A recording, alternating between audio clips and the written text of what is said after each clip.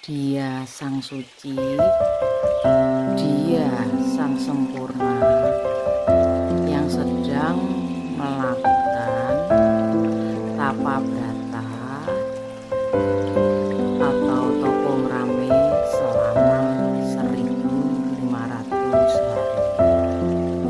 Dia yang sedang melakukan tapa untuk membersihkan jiwa raganya, sebuah tapa suci dawuh dari sang pamomong tanah Jawa, yaitu Eyang Semar, yang telah menyatu dalam dirinya sejak dia masih kanak-kanak.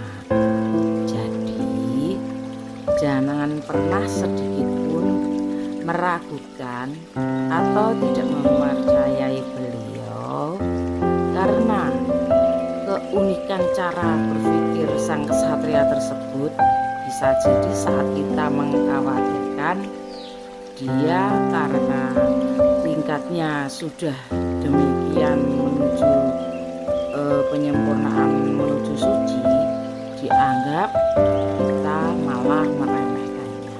Jangan sampai seperti itu. Yang konon meskipun penjaganya sendiri, beliau tidak segan-segan mengambil tindakan keras, bahkan melibas tanpa ampun, karena beliau yang penuh kasih sayang hanya lembut kepada yang lemah. Sedikit saja ada yang lama atau kurang ajar, konon terima saja akibatnya, karena beliau tidak mentolerir segala kesalahan, apalagi yang dianggap meremehkannya. Biasanya 2 kali itu cukup, konon. Jangan bertanya saya mengatakan ini dari mana atau bisa tahu itu bagaimana, karena pertanyaan seperti itu adalah konyol. Misalkan pertanyaan seperti itu ada diibaratkan itu orang bertanya begini, dari mana kamu bernafas? Dijawab udara, dari hidung menghirup udara. Kalau ditanya bagaimana kamu tahu bernafas itu adalah melalui hidung, yang dihirup adalah udara, sama halnya seperti itu pertanyaannya, konyol. Jadi belajarlah berkualitas dalam bertanya atau dalam berceramah kepada orang lain. Jika tidak ada yang bertanya, jangan sok-sokan menggurui orang lain, kecuali memang harus menjawab sesuatu. Jika masuk dalam ranah orang lain dan menggurui yang punya rumah, itu tidak sopan dan tidak beretika. Sedangkan seperti itu sangat bertentangan dengan jiwa Jawa.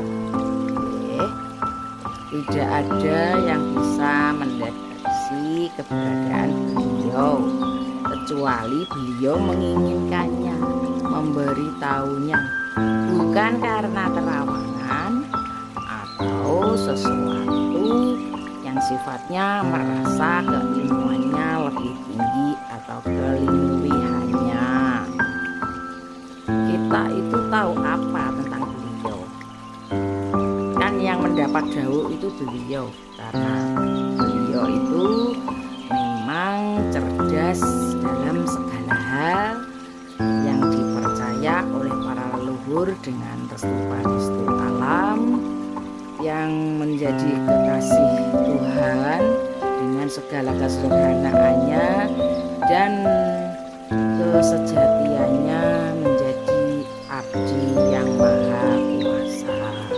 Dan sesungguhnya jiwa dan ketenangannya itu tidak bisa dilampaui oleh siapapun,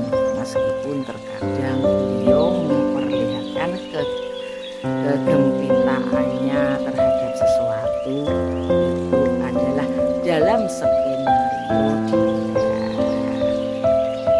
Ketenangan yang terbungkus dengan gaya angin-anginan dan saenake dhewe sang terpilih menika. Dan menurut sedikit bocoran tentang beliau, saat ini beliau itu sedang mengurusi jiwa-jiwa yang terpedaya oleh makhluk luar angkasa atau alien yang bersemayam pada beberapa jiwa manusia yang kemungkinan alien tersebut bekerja sama atau dalam organisasi bernama Illuminati. Bocoran sedikit yang saya dapat. Dan Illuminati yang saya tahu, mereka adalah para peloncat waktu atau penguasa mesin waktu yang ingin menguasai dunia di bumi ini. Sedangkan badan mereka sudah mulai atau tidak kuat dengan atmosfer di bumi, sehingga mereka mencari tahu bagaimana intisari manusia itu bisa tersedot agar mereka tetap bersemayam di atas bumi ini. Mereka mempengaruhi, memperdaya para jiwa kesatria yang tidak kuat iman dan sebagainya. Jadi biarkanlah atau percaya saja terhadap sang utusan menika, karena iming-iming mereka rata-rata itu memberi kenikmatan duniawi. Misalkan kalau yang laki-laki diberi iming-iming harta amanah, harta dunia, harta tahta wanita, seperti itu. Sedangkan para Srikandi atau ksatria perempuan ini yang menjadi kelemahan masing-masing. Begitu. Jadi sang manusia pilihan tersebut karena tidak bisa goyah dalam berprinsip, jadi kita percaya saja, tenang terhadap sepak terjang beliau. Beliau itu ahli politik, jadi tidak perlu khawatir, kita tidak usah sok-sokan mengkhawatirkannya.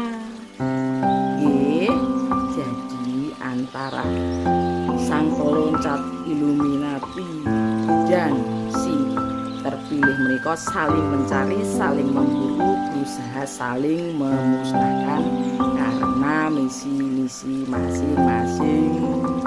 Misi suci melawan angkara murka, begitu menurut saya. Setuju, monggo, tidak usah ngomong gak enak.